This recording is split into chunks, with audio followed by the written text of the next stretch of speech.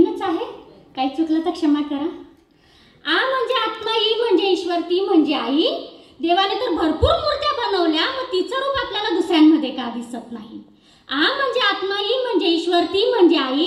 देवाने तर भरपूर मूर्त्या बनवल्या, मग तिचं रूप आपल्याला दुसऱ्यांमध्ये का दिसत नाही? कारण आई ती शेवटी आई असते, आई ती शेवटी आई असते। 9 महिने 9 दिवस पोटात ठेवून जन्माला घालून इतकं सुंदर जग आपल्याला दाखवते, ते कोणीच करू शकत नाही। 7 जन्म घेऊन पण आई मी तुझे उपकार फेडू शकत नाही, कारण आई ती माझ्यासाठी शेवटी आईच असते, आई ती शेवटी आईच असते। हे आई, तू मुलांसाठी कधी मायेची माऊली तर कधी झाडाची सावली बनवून मुलांचं कवच बनत असते। हे आई, तू कधी मुलांसाठी मायेची माऊली तर झाडाची सावली बनवून त्यांचं कवच बनत असते। मग सांग नाही, तू लग्नानंतर मुलांना कुठे कमी पडत असते?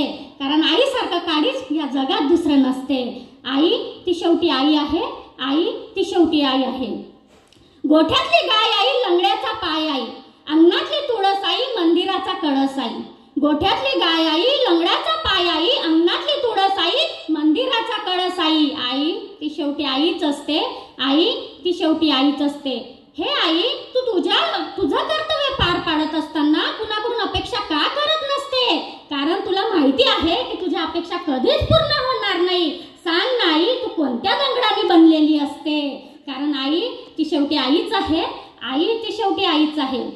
एक आई जर का मुलांसाठी माता जिजाऊ बनू शकते, माता कौशल्या बनू शकते, मग त्या आईसाठी मुलगा राम आणि शुभा का बनू शकत नाही?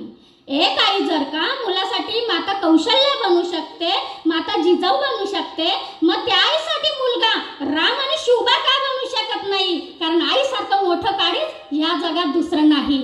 आई ती शेवटी आईच असते, आई ती शेवटी आईच असते। आईवर 4 ओळी बोलू इच्छिते।